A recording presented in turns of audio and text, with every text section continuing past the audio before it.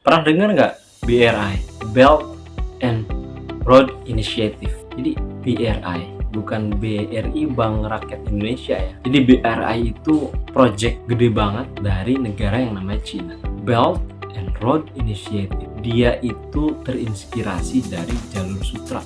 Dia tuh pengen ngehubungin Asia sampai Amerika sana dalam sebuah jalur yang terinspirasi dari jalur sutra di zaman dulu. Tujuannya tidak lain tidak bukan adalah berdagang, untuk meningkatkan trade, karena sepertinya nih di Cina itu udah mulai jenuh. Selain jenuh juga labor cost-nya katanya udah mulai naik dari 2017 sampai 2022 tuh udah naik 2 kali lipat. Jadi dia lagi mikirin tempat lain buat produksi, dan salah satu tempatnya adalah di Asia. Cuman problemnya infrastrukturnya itu, terutama infrastruktur logistik, itu masih jelek banget. Jadi butuh, makanya disebutnya Belt and Road Initiative, inisiatif dari Cina untuk bangun infrastruktur logistik yang harapannya bisa memangkas biaya logistik dengan sangat signifikan. Jadi salah satu problem banget kenapa sih akhirnya perusahaan-perusahaan itu belum 100% mau invest di negara kayak di Asia Tenggara, karena infrastruktur yang mengkonekkan antara negara di Asia Tenggara itu belum bagus. Bahkan bisa dibilang tuh strukturnya jelek. Kayak di Indonesia kan sering dengar juga biaya logistik Indonesia itu mahal. Ketika biaya logistik mahal kan cost untuk distribusi itu lebih gede gitu ya. Itu yang pertama. Jadi di Cina itu punya namanya BRI, Belt and Road Initiative. Dan tahu nggak, salah satu proyeknya BRI itu udah ada di Indonesia dalam bentuk WUSH, kereta cepat, yang bisa dibilang sih itu sebenarnya proyek Cina di Asia Tenggara, karena dia pengen mewujudin kereta cepat. Jadi WUSH itu kereta cepat satu-satunya di Asia Tenggara yang memangkas waktu tempuh dari 3,5 jam jadi cuma 45 menit doang. Kecepatan juga bisa sampai 350 km per jam. Itu salah satu inisiatif di BRI, Belt and Road Initiative dari China. Jadi dia invest di Indonesia dalam bentuk kereta cepat. WUSH itu salah satu agendanya dia. Sejauh ini BRI itu udah kerjasama sama kurang lebih 150 negara dan juga 30 organisasi internasional. Udah ada 200 kerjasama yang diteken. Jadi BRI itu bukan proyek kecil-kecilan, itu proyek gede banget. Udah ada yang di Indonesia.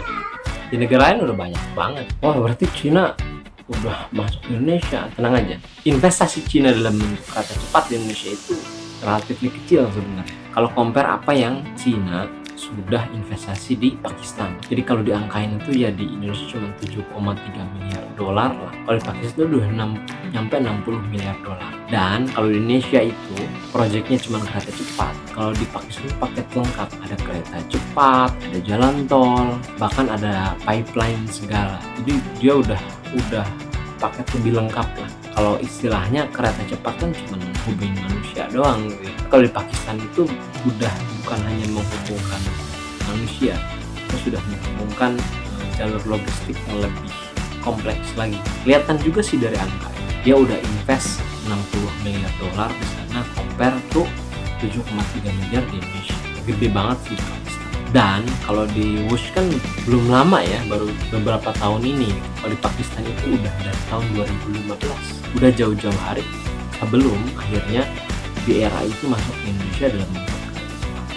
Balik lagi, Belt and Road Initiative itu tujuannya pengen bangun konektivitas, karena konektivitas itu bisa dibilang kunci banget kalau pengen ngegenjot economic growth. Sekarang kan economic growth Cina udah nggak spektakuler kemarin-kemarin sebelumnya. Sekarang udah back to normal. Bahkan di bawah economic growth-nya India sama Indonesia. Sekarang Indonesia sama India itu salah satu negara dengan economic growth yang paling tinggi di dunia. Walaupun memang belum sehebat Cina, sedahsyat Cina. Tapi Cina ini mulai mikirin banget buat ngebangun infrastruktur di tempat lain. Karena dia butuh economic growth lagi nih, pengen ngegenjot. Ya, endingnya sih dia pengen menyaingi Amerika ya, menjadi ruler of the world. Kalau kata orang bilang sekarang tuh posisi dunia tuh lagi nggak ada rulernya, nggak ada order gitu ya. Kalau dulu kan udah jelas US gitu. Kalau sekarang US sama China itu udah relatif sama kuat. Kalau ngomongin Asia Tenggara, bahkan di sana bukan cuma China, ada US, ada China, ada itu lagi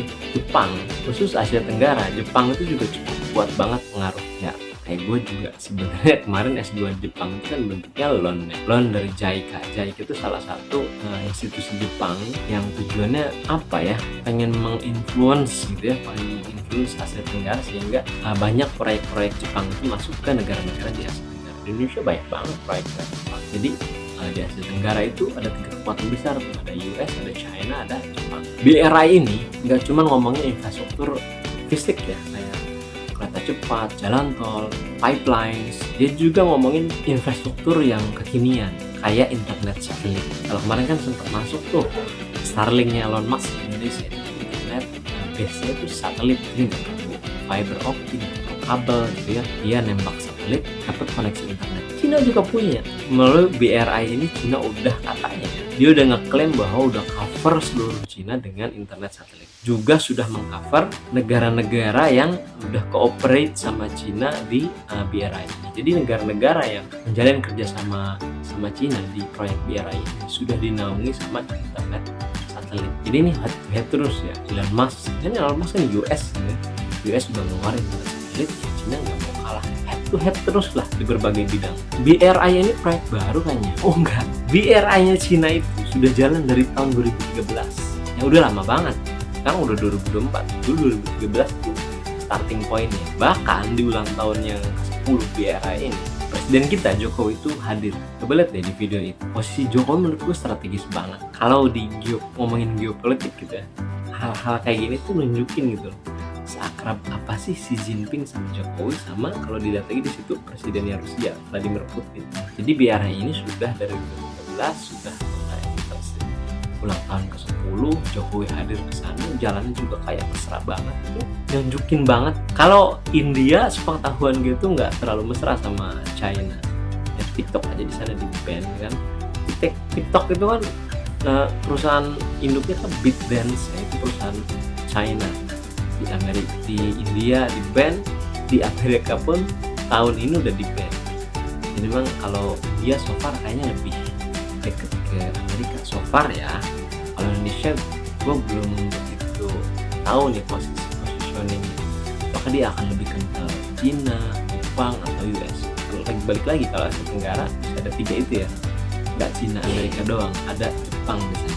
Jadi BRI itu bagus sih. Nah ini bagus jeleknya teman-teman coba komen di video ya. Menurut teman-teman BRI ini akal-akalan Cina doang buat ngambil keuntungan dari negara-negara berkembang di Asia Tenggara atau gimana? Kalau yang gue baca ya, ada yang komen negatif ya kalau katanya BRI ini ada potensi debt trap, ada potensi jebakan utang. Karena memang BRI ini sebenarnya bukan gift ya, bukan pemberian gitu loh. Kayak kereta cepat Wush juga kan itu bukan pemberian dari Cina, itu bentuknya utang yang harus dibayar. Ada yang bilang katanya Cina itu nggak terlalu bagus dalam memberikan utang, entah itu ada interest yang besar menanti di sana gitu ya, entah ada jadi ada sebuah negara yang ngutang ke Cina lalu minta restrukturisasi itu agak sulit gitu katanya ya. Tapi harus dipelajari mendalam lagi, kira-kira benar nggak sih sentimen negatif itu. Dan yang kedua sentimen negatifnya adalah BRI kan proyek ambisius banget, udah keluar hampir $1 triliun US. Salah satu sentimen negatifnya adalah pembangunan ini akan merusak lingkungan, karena proyek ambisius kan, apalagi infrastruktur pasti menerabas lahan sana sini gitu. Nah ini sebenarnya di-tackle nih sama Cina. Jadi Cina itu membranding bahwa BRI itu enggak kok, mereka mengusung konsep sustainability ya, ramah lingkungan. Dan bisa jadi ada benernya ya, karena Cina itu kan produsen terbesar untuk solar panel. Solar panel kan salah satu tools untuk menunjukkan bahwa semangat environment itu ditunjukkan oleh China. Teman-teman komen deh, kira-kira menurut teman-teman nih, BRI yang luar biasa itu, yang pengen ngebangkitin jalur sutra di Asia sampai Eropa sampai Amerika, itu kira-kira benefitnya gede banget buat warga Asia nih kayak Indonesia, dan kita cuma jadi penonton yang dimanfaatin doang. Terima kasih.